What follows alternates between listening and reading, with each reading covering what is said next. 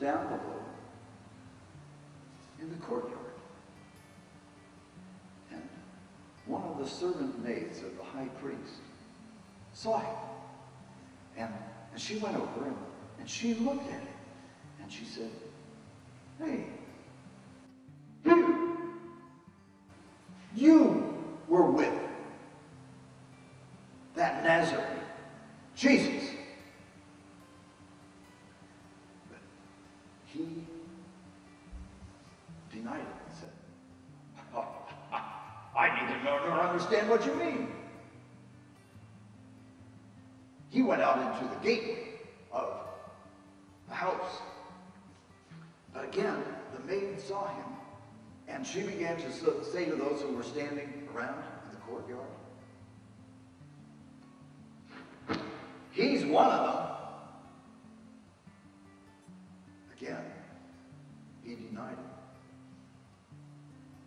After a little while, those who were standing around said to him, "Hey, of course you're one of them. You're a Galilean." And Peter began to invoke a curse on himself and to swear vehemently,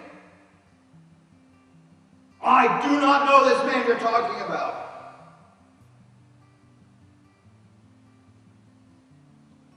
And immediately, the cock crowed for a second time. And Peter remembered how Jesus had said to him, "Before the cock crows twice, you will deny me 3 times." And beating on himself, he wept.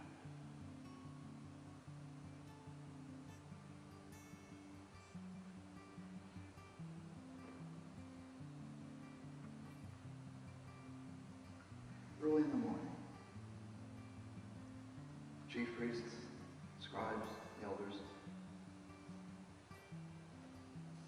had a meeting, developed a plan, bound Jesus, led him away, handed him over to Pilate. And Pilate questioned, "Are you the King of the Jews?" Jesus answered and said to him,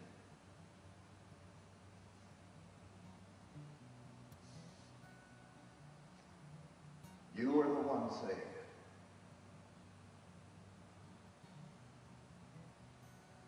The chief priests accused him of many things.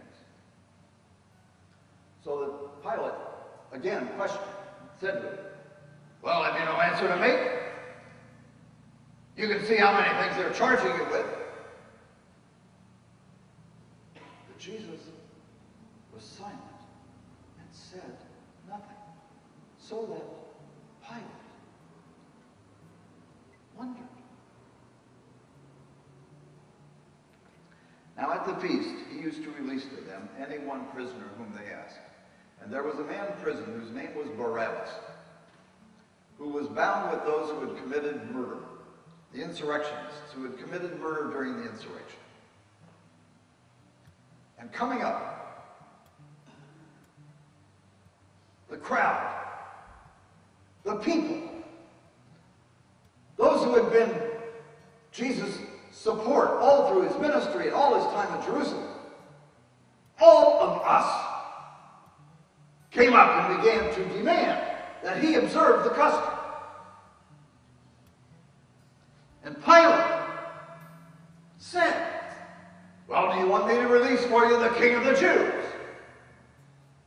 Because he had perceived that it was out of envy that the chief priests had handed him over.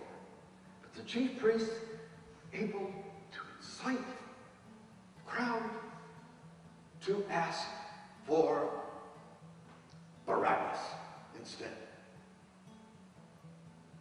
And so Pilate said to them, well, what then do you want me to do with the one you call the King of the Jews?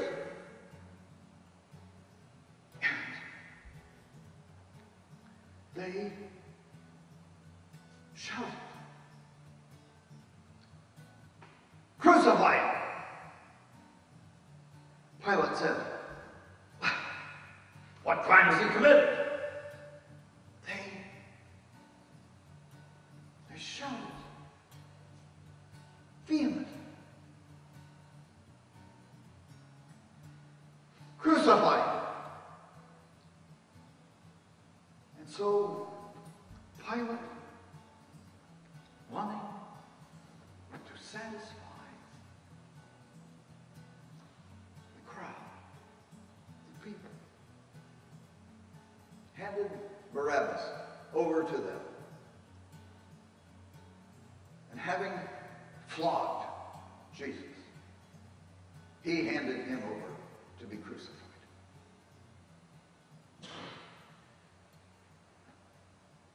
They led him away into the Praetorium, which was the barracks of the legion in Jerusalem. And they called together the whole cohort of 400 men. And they clothed him in a purple robe. And they plaited a crown of thorns and put it on his head.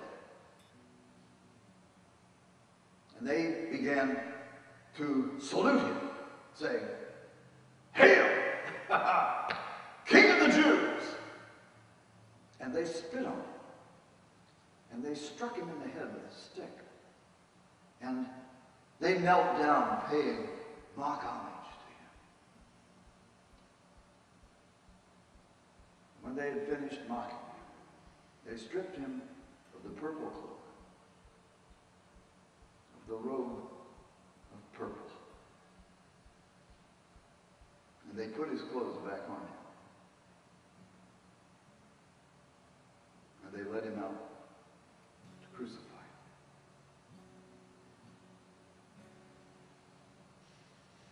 They compelled a passerby, Simon of Cyrene,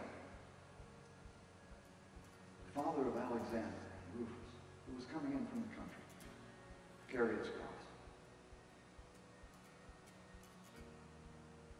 They brought him to a place called Golgotha, which means the place of the skull.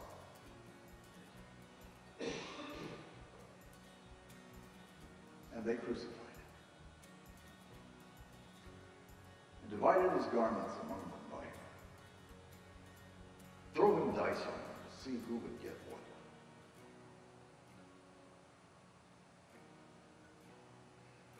It was the third hour, 9 o'clock in the morning,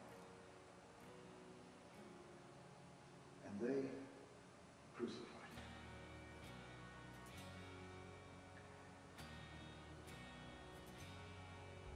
The inscription of the charge against him read, "The King of the Jews." And with him they crucified 2 insurrectionists, one on his right and one on his left. Those who passed by mocked him, saying, you who would tear down the temple and build it up in 3 days, save yourself, come down from the cross.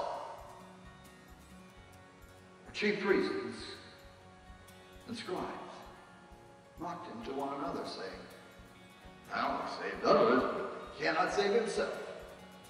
Let the Christ, the King of Israel, come down from the cross that we might see and believe. And even those who were crucified with him reviled him.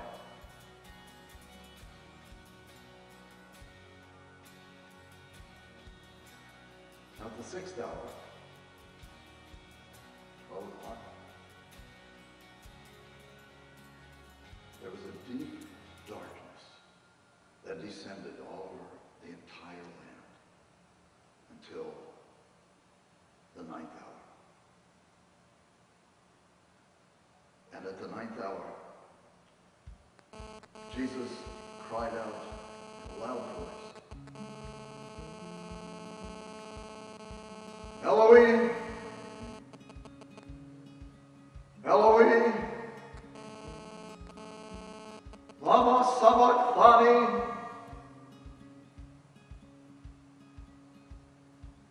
That means, my God, why have you forsaken me? Some of those who were standing at the foot of the cross said, listen, he's calling Elijah. Eli and Eloi sound like it.